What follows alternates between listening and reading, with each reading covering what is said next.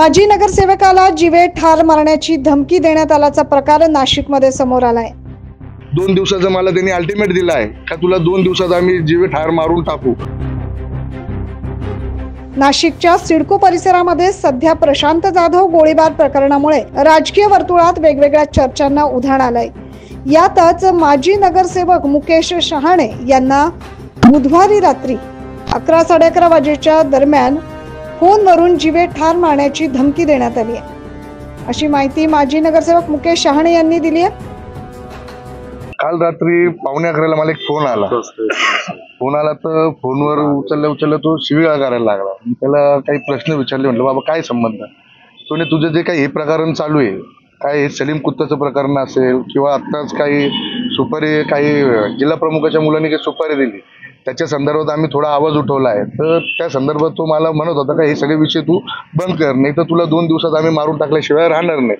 पण त्याला म्हटलं बाबा तुला काही त्या जिल्हा प्रमुखांनी पाठवलं का, परंतु त्यांनी काही 2 नावं घेतले, ते मी आता पोलिसांजवळ सांगितले आहेत। ते पोलिसांकडे जे नावं दिले आहे, जे 2 सराईत गुन्हेगार आहे ते संबंधित व्यक्तीशी आहे, तर तो मी नंबर पण आता दिलेला आहे, पोलिसांकडे नंबर पण दिलेला आहे, योग्य ती कारवाई होईल। परंतु मला पोलीस प्रशासनाला आणि संपूर्ण महाराष्ट्र शासनाला एक विनंती आहे, जो काही प्रकार आता इथं घडलेला आहे सलीम कुत्ता बाबत असेल किंवा प्रशांत जाधवच्या गोळीबार प्रकरणात असेल, जिल्हा प्रमुख सुधाकर बडगुजर याच्यात त्याचा मुलगा इन्व्हॉल्वमेंट आहे, त्याचप्रमाणे देशद्रोहाबरोबर मेहू डॉनवर नाचणारा सुधाकर बडगुजर याच्यावर त्वरित कारवाई झाली पाहिजे, नाही जेणेकरून नाही तर हा आतंकवाद्याबरोबर आहे, उद्या आमचा जीव गेला तर याचा जबाबदार कोण हे सुद्धा आपण सगळ्यांनी बघितलं पाहिजे। काल रात्रीच मला जो फोन आलाय 2 दिवसाचा मला त्यांनी अल्टिमेट दिला आहे का तुला 2 दिवसात आम्ही जीवे ठार मारून टाकू। आपण सिव्हिलचं सर्टिफिकेट आल्यानुसार कुठल्याही त्या आरोपीला कुठल्याही प्रकारची मानहानी झालेली नाही हे सुद्धा निष्पन्न झालंय। बडगुजरांनी तुम्हाला धमकी द्यायला लावली असा आरोप आहे तुमचा? 100% हे त्यांचेच बोर आहे, जे पिल्लावळ आहे ही पिल्लावळ कोणाची बारीक तपास पोलीस याच्यात निष्पन्न होईल। मुख्यमंत्री उपमुख्यमंत्र्यांना तुम्ही भेटून या संदर्भात माहिती देणार? येत्या 28 तारखेला जे बॉम्बे नाक्याला उद्घाटन आहे त्या दिवशी आम्ही मुख्यमंत्री असतील उपमुख्यमंत्री असतील दोन्ही त्यांना आम्ही निश्चित याच्याविषयी तक्रार मांडणार आहोत आणि जे सलीम कुत्ताचं प्रकरण पेंडिंग आहे याच्यावर सुद्धा आम्ही निश्चित लवकर कारवाई करायला लावणार आहे।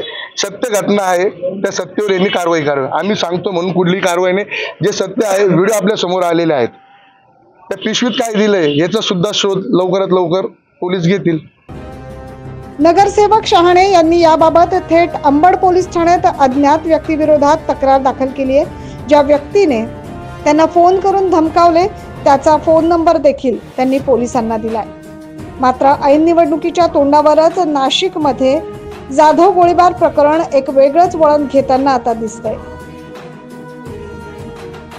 9 न्यूज महाराष्ट्रासाठी प्रतिनिधी नितीन चव्हाण।